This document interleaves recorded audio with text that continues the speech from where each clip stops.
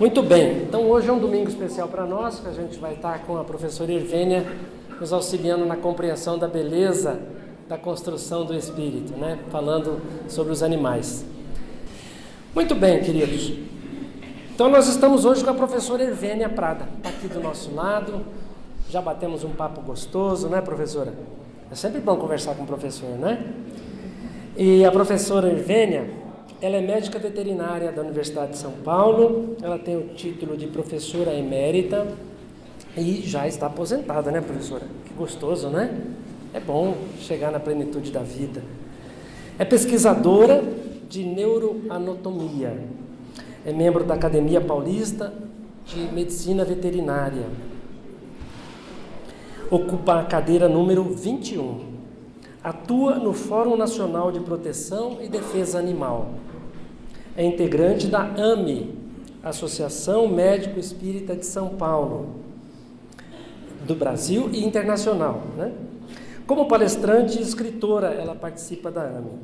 É idealizadora e coordenadora do MEDVESP, Movimento Cultural de Medicina Veterinária e Espiritualidade. É coordenadora do NUVET, Núcleo de Medicina Veterinária e Espiritualidade da AME, São Paulo. É autora dos livros A Questão Espiritual dos Animais, né? A Alma dos Animais, O Cérebro Triuno, a Serviço do Espírito e Neuroanatomia Funcional em Medicina Veterinária. É palestrante ativa sobre animais e espiritualidade. E também, não poderia deixar de ser, é membro ativo da divulgação da doutrina, essa doutrina que nos toca o coração e que nos abre o raciocínio e a compreensão da vida futura. Então, a doutora Irvênia é membro atuante dessa propagação, que é aquilo que o nosso querido Kardec sempre falava, que a grande participação nossa na doutrina é a sua divulgação, né, professora? Então, é o seu papel também de divulgar essa doutrina que tanto nos consola e nos direciona a caminho do bem. Então, só lembrando que no final, nós vamos colocar uma mesinha aqui para quem quiser adquirir os livros da professora, ela vai poder estar dando o seu autógrafo para nós também, tá bom? Então, sem mais delongas, vamos passar para a professora a sua palestra. Muito obrigado, viu, professor? Muito obrigado. Bom dia a todos. Que a paz de Jesus nos envolva em sua luz de paz e de harmonia. Bem, eu quero agradecer a oportunidade de estar aqui hoje com vocês. É um momento muito feliz da minha vida. Toda vez que eu entro numa casa espírita, sou recebida pelos amigos e faço mais uma tarefa na seara do Mestre Jesus, né? Eu estava conversando aqui com o nosso amigo que eu nasci em família espírita, graças a Deus. O meu avô paterno, pai do meu pai, é que fez lá na minha cidade, no interior do estado de São Paulo, o Centro Espírita, que o ano passado fez 100 anos. É um dos centros mais antigos do Brasil. Então eu disse, olha, eu não posso fazer outra coisa do que seguir o que os meus avós fizeram, os meus pais fizeram, os meus tios, não é? Então eu estou nessa trilha aí. Bem, então hoje eu vou falar para vocês a respeito do conteúdo desse livro, A Questão Espiritual dos Animais. É mais um trabalho do NUVET, Núcleo de Medicina Veterinária e Espiritualidade, que eu coordeno junto à AME São Paulo, e também o ano passado foi fundado o NUVET Brasil. E eu já estou articulando para a gente fazer um evento esse ano lá na Federação Espírita Brasileira, lá em Brasília, né? Vamos ver se a gente consegue. Mas então, quem já participou dos outros encontros, já sabe que nós estamos no 5º encontro do NUVET na AME São Paulo. Eu convido vocês, vai ser no dia 8 de julho, a partir das 8 horas da manhã, lá na Federação Espírita do Estado de São Paulo. Viu, pessoal? Está todo mundo convidado lá. Quem quiser depois saber detalhes, entra na internet e vê esse cartaz aí que tem todas as informações. Bom, quem já conhecia esse meu livro, tinha visto esse formato antigo. Esse livro, esse ano, está fazendo 20 anos. Mas agora, em comemoração aos 20 anos, nós lançamos uma edição com outro formato. Ela está ampliada, está revisada, e eu inseri mais 3 capítulos. Eu vou mostrar para vocês o que tem esse livro. Não vai dar tempo de falar de tudo, mas eu pelo menos quero mostrar para vocês o que tem, né? Então, esse nosso estudo, que eu faço já há mais de 20 anos, ele tem a mesma estrutura e finalidade da doutrina espírita. Vocês sabem que a doutrina espírita tem 3 aspectos: o científico, o filosófico, que desemboca na moral, né? Então foi assim que eu organizei esse estudo. Olha, qual é o aspecto científico desse nosso estudo? Conhecer a verdadeira natureza dos animais, tanto no enfoque espírita quanto no enfoque da ciência, o enfoque acadêmico. Eu vou mostrar para vocês o pioneirismo da doutrina espírita em relação a isso. Depois, o aspecto filosófico, refletir sobre o significado desse conhecimento e, finalmente, desembocar no aspecto moral, que significa escolher. E a gente vai escolher o bem e para o bem de todos, segundo recomendação do próprio Livro dos Espíritos, né? Bom, então nesse livro eu vou falar de desencarne, reencarnação e erraticidade. Eu vou lembrar, por exemplo, passagens bonitas, como essa do livro Lindos Casos de Chico Xavier, do Ramiro Gama. Então o Chico está conversando com ele e conta um caso do Lorde. Eu vou contar esse caso para vocês depois. Ele diz assim: ah, sim, os animais também têm alma e valem pelos melhores amigos, né? Vou falar das figuras animais no plano espiritual. Espíritos da natureza. Quando eu estudei esse assunto, eu fiquei pensando, será que gnomos, fadinhas, elfos, silfos, e também no folclore brasileiro, esse tipo de coisa, saci, currupira, boto, iara, mula sem cabeça, o que é isso? Será que são espíritos de animais? Afinal, o que são? Eu faço um estudo sobre isso no livro. Depois, animais e mediunidade. Será que os animais têm mediunidade? Esse tema já foi discutido na Sociedade Parisiense de Estudos Espíritas. Essa informação consta da Revista Espírita de Kardec, de setembro de 1861. E depois do próprio Livro dos Médiuns, Kardec inseriu um capítulo, o capítulo 22, que se chama Da Mediunidade dos Animais. No item 236, consta uma comunicação de Erasto que diz assim: há evidências de que os espíritos podem se tornar visíveis e tangíveis para os animais e que estes compreendem certos pensamentos do homem. Então eu faço um estudo para ver, isso significa ou não mediunidade? Né? Está tudo lá no livro. Animais e sofrimento, foi a primeira pergunta que eu me fiz. Por que os animais sofrem, se para eles não existe expiação? Segundo consta no Livro dos Espíritos, item 602. Né? E eu faço um destaque para quando o sofrimento dos animais é da nossa responsabilidade. Muito do sofrimento dos animais ainda é por conta dos nossos atos inadequados, né? Comer ou não comer carne, olha que tema polêmico. Também eu trato no livro um capítulo sobre comer ou não comer carne. Faço o aspecto ético, nutricional, ecológico e vibratório. Vocês veem quanta coisa a gente tem que estudar em relação aos animais, né? Tem gente que diz assim para mim: nossa, Sirvênia, eu não sei como você conseguiu escrever um livro sobre os animais. Aliás, 2, né, eu escrevi. Porque não tem nada na doutrina espírita sobre os animais.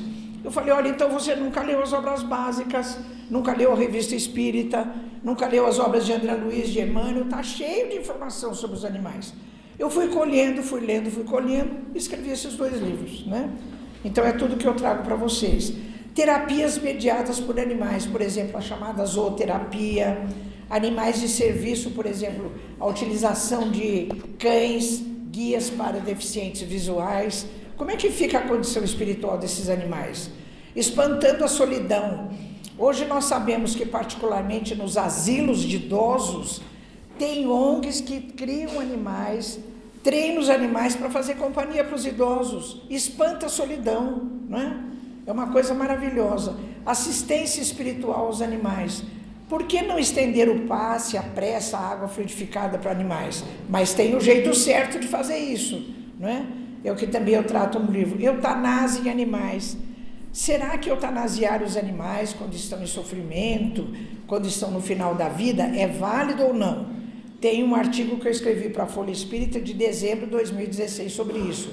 E um capítulo no livro A Questão Espiritual dos Animais. As emoções nos animais. Será que os animais têm emoções como nós, seres humanos? Quem tem os bichinhos em casa sabe que isso é verdade, não é? Então eu faço um capítulo também sobre isso. Mas os seres humanos andam maltratando os animais, com essa tal de humanização. Os animais viraram brinquedos, viraram bonecos, viraram simulacros de bebês. Hoje em dia, segundo o IBGE, tem mais cães e gatos dentro das casas brasileiras do que crianças. As pessoas estão substituindo criança por cães e gatos. É claro que você acolher um animal dentro da sua casa, cuidar dele, tratar dele com amor, é muito meritório, mas depende da maneira como você faz isso. Não é pintando o seu pelo de verde e amarelo, nem colocando sapatinhos nos pés, nem colocando os animais em carrinhos de bebês para passear no Ibirapuera. Tem o jeito certo, né? Bom, e como não dá tempo de falar de tudo isso, eu vou tratar de dois assuntos que são bem conceituais. Então, o primeiro deles é assim, olha, os animais têm espírito, os animais têm alma. O certo seria dizer, os animais são espíritos encarnados em corpos de animais? Tudo que eu disser a respeito disso, eu vou citar a fonte. Então, não é o que a Irvine está dizendo, é o que está na obra espírita, viu? Eu vou citar a fonte. Então, por exemplo, olha, no Livro dos Espíritos, questão 597, tem essa pergunta que Kardec fez aos espíritos. Se os animais têm uma inteligência que lhes dá uma certa liberdade de ação, há neles um princípio independente da matéria? Eu sublinhei essas duas palavras, inteligência e princípio, porque Kardec vai usar essas mesmas duas palavras em outras perguntas. E isso tem razão de ser. Antes da gente ver a resposta, vamos ver por que ele usou essas duas palavras. No Livro dos Espíritos 23 e 79, e também na Gênesis capítulo 11, item 6, nós aprendemos que só existem três coisas no universo. O Criador, que criou. O princípio inteligente ou espiritual afeta o espírito e o princípio material afeta a matéria. Depois, ainda no Livro dos Espíritos 24 e 76, a gente aprende que a inteligência é atributo do espírito e não da matéria. Então, quando Kardec faz essa pergunta, vocês vejam bem, olha, ele não está perguntando para os espíritos se os animais são inteligentes. Ele já está dizendo que os animais são inteligentes. Porque ele diz, olha, se os animais têm uma inteligência, ele já está afirmando que os animais têm uma inteligência.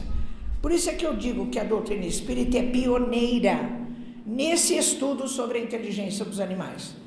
Porque essa edição do Livro dos Espíritos é de 1860. Portanto, a doutrina espírita antecipou de mais de 150 anos a informação de que os animais são seres inteligentes e que a inteligência é atributo do espírito e não da matéria, né? Então, eu acabei entendendo que existe um binômio indissolúvel entre espírito e inteligência, de tal maneira que toda vez que eu presenciar um ato de inteligência, eu já posso concluir, esse ato, a origem dele é o espírito. E toda vez que um espírito se manifestar, seja encarnado ou desencarnado, ele o fará através de atos da inteligência. Então, inteligência e espírito, olha, está assim juntinho, né? Uma vez que inteligência é atributo do espírito. Bem, vamos à resposta dessa pergunta. Ela é direta e objetiva. Sim, os animais têm uma inteligência ligada ao princípio espiritual inteligente e que sobrevive ao corpo. Olha que pergunta bem dirigida e que resposta bem objetiva, né? Então, é por isso que eu digo a vocês e repito, que a doutrina espírita antecipou de mais de 150 anos a informação de que os animais têm inteligência e que inteligência é atributo do espírito.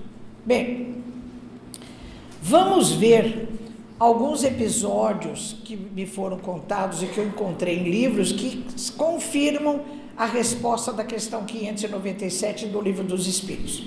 Quando eu estava estudando o assunto, eu tive com o Divaldo, nosso querido amigo Divaldo Pereira Franco. Ontem ele fez 91 anos e ainda está trabalhando na divulgação da doutrina. Então, ele me contou um episódio que eu coloquei logo na primeira edição, que foi assim. Ele disse que certa feita ele foi a Campo Grande, capital do Mato Grosso do Sul, fazer uma conferência. Lá chegando, ele foi recebido pela Dona Maria de Viges, então presidente da Federação Espírita do Mato Grosso do Sul. Hospedou-se na casa dela. Chegando na casa de Dona Maria de Viges, acompanhado por ela e outros confrades, assim que chegou ao portão, ele teve um gesto de recuo, ele se assustou. As pessoas disseram: o que foi, Divaldo? Ele disse: foi o cachorro, mas tudo bem. As pessoas disseram: Divaldo, aqui não tem cachorro nenhum. Ele mostrou o chão e disse: olha, esse pastor aí. Dona Maria de Viges foi às lágrimas e disse: Divaldo, eu tive um pastor, mas ele morreu faz meses. Aí o Divaldo disse para mim: você vê, Gervênia, era um cão espiritual. Então, uma das possibilidades é que a mediunidade de Divaldo tenha captado a presença da figura espiritual do cachorro lá, retido no ambiente familiar pelos laços afetivos que sempre manteve com Dona Maria de Viges, né? É uma possibilidade. Outro caso é do Lorde, aquele cachorro lá que eu mostrei para vocês no livro do Ramiro Gama, de Chico Xavier. Esse caso encontra-se relatado no livro Testemunhos de Chico Xavier, da nossa querida amiga Sueli Calda Schuber.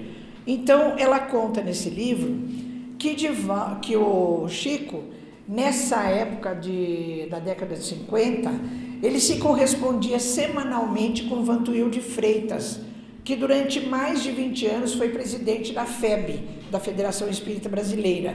Porque naquela época, olha, não tinha fax, não tinha celular, não tinha nada desses recursos que nós temos hoje.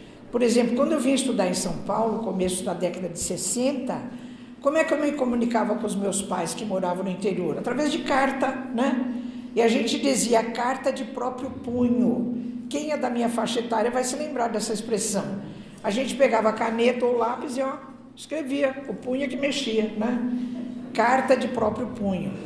Então, nessa data, 25 de janeiro de 1951, uma carta que Chico escreveu ao Vantuil de Freitas, que consta do livro da Sueli, relata o seguinte: que o Lorde, ou esse cachorro do Chico, foi ficando doente e, ao desencarnar, o Chico vê o seu irmão José, já desencarnado, vir acolher nos braços a figura espiritual do Lorde. Vocês imaginem a beleza dessa cena, né? E o Chico ainda diz assim: nos meses que se seguiram, quando José vinha ter a sua presença em espírito, vinha sempre acompanhado da figura espiritual do Lorde. Olha que coisa bonita. Então, esses dois relatos, do Divaldo e do Chico, estão confirmando a resposta da questão 597. Os animais são espíritos encarnados? Sim. E esse espírito sobrevive à morte do corpo físico. Olha que coisa mais bonita, né? Bom, vamos ver agora alguns atributos do espírito dos animais, da alma dos animais, além da inteligência. Por exemplo, quando nós falamos de instinto, vamos colocar um animal carniceiro aí. Na Gênesis capítulo 3, dos itens 11 a 13, está escrito assim: o animal carniceiro é impelido pelo instinto a nutrir-se de carne. Porém, as precauções que ele toma, as suas previsões em relação às circunstâncias do momento são atos de inteligência. Olha já a Gênesis, cuja primeira edição é de 1868, fazendo já a confirmação de que os animais têm inteligência. Portanto, os animais agem por atos de instinto e também por atos de inteligência, né? Porque, de modo geral, as pessoas até hoje acham que o ser humano age por inteligência e os animais agem só por instinto. Isso está errado. A doutrina espírita está esclarecendo, está na Gênese. Os animais têm atos de instintivos e também atos de inteligência, como nós seres humanos também, né?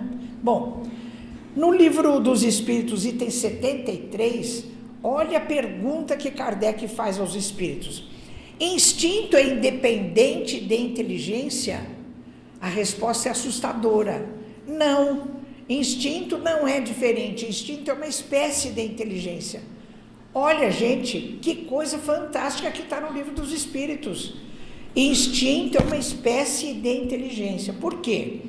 Hoje a ciência sabe que instinto Não é um combustível que se coloca numa máquina, ou então naquele brinquedinho que você faz assim, né, com a chave, e ele sai fazendo as coisas. Não. Instinto corresponde a tudo aquilo que o ser sabe fazer, aprendeu a fazer através de atos de inteligência. Então, por exemplo, a gente não sabe andar de bicicleta. Aí a gente vai e aprende a andar de bicicleta. Esse aprendizado a gente coloca numa gaveta no nosso arquivo de memória com o rótulo instinto.